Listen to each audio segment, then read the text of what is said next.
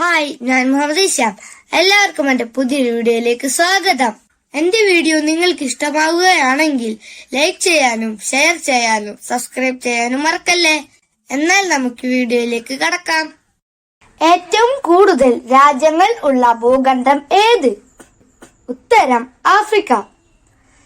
ഏറ്റവും കൂടുതൽ ആളുകളുള്ള രാജ്യം ഏത്? ഉത്തരം ചൈന. ഭൂമിയിൽ ലഭ്യമായ ഏറ്റവും കാഠിന്യമുള്ള പദാർത്ഥം ഏത്? ഉത്തരം ഡയമണ്ട്. ടീം ഇനത്തിൽ ലോകത്തിലെ ഏറ്റവും വലിയ കായിക ഇനം ഏത്? ഉത്തരം വള്ളംകളി. ഇന്ത്യയിലെ ഏറ്റവും വലിയ ഒഴുകുന്ന സോളാർ പ്ലാന്റ് ഏത്? ഉത്തരം Banasura Sagar dam. Atomic energy commission നിലവിൽ വന്ന വർഷം ഏത്? ഉത്തരം 1948. ആധുനിക വിനോദസഞ്ചാരത്തിന്റെ പിതാവ് എന്നറിയപ്പെടുന്നത് ആര്? ഉത്തരം തോമസ് കുക്ക്. ലോക ജലദിനം എന്ന്? ഉത്തരം മാർച്ച് 22. കുടിവെള്ളത്തിനായി കാസർഗോഡ്, ദക്ഷിണ കന്നഡ ജില്ലകളിലുള്ളവർ ഉപയോഗിക്കുന്ന മാർഗം ഏത്? ഉത്തരം സുരംഗ കിണർ.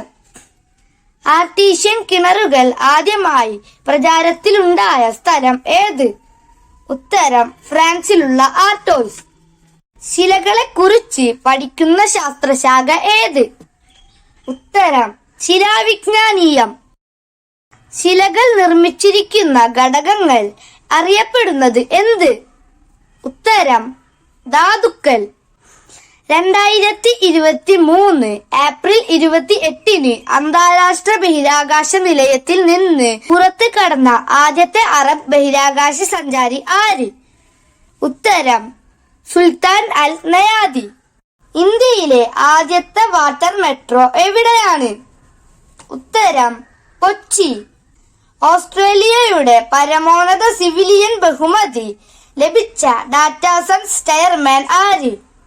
ഉത്തരം രത്തൻ ടാറ്റ. ഗോൾഡ്മാൻ പരിസ്ഥിതി പുരസ്കാരം ലഭിച്ച ആമസോണിൽ നിന്നുള്ള വനിത ആര്? ഉത്തരം അലസാന്ദ്ര കൊറാപ്പ്. കീമോതെറാപ്പിയുടെ ഉപജ്ഞാതാവ് ആര്? ഉത്തരം പോൾ എർലിക്. കളിമണ്ണിൽ അടങ്ങിയിരിക്കുന്ന ലോഹം ഏത്? ഉത്തരം അലുമിനിയം. പൂജ്യം കണ്ടുപിടിച്ചത് ഏത് രാജ്യക്കാരാണ്? ഉത്തരം ഇന്ത്യക്കാർ. തലച്ചോറിൽ വീക്കം ഉണ്ടാക്കുന്ന പഴം ഏത്? ഉത്തരം ലിച്ചി. അനന്തപത്മനാഭൻ തോപ്പ് എന്നും പേരുള്ള ദ്വീപ് ഏത്? ഉത്തരം പാതിരാമണൽ. ബ്രട്ടൻ വുഡ് എന്നറിയപ്പെടുന്ന സംഘടനകൾ ഏതൊക്കെ? ഉത്തരം ലോക ബാങ്ക്, IMF.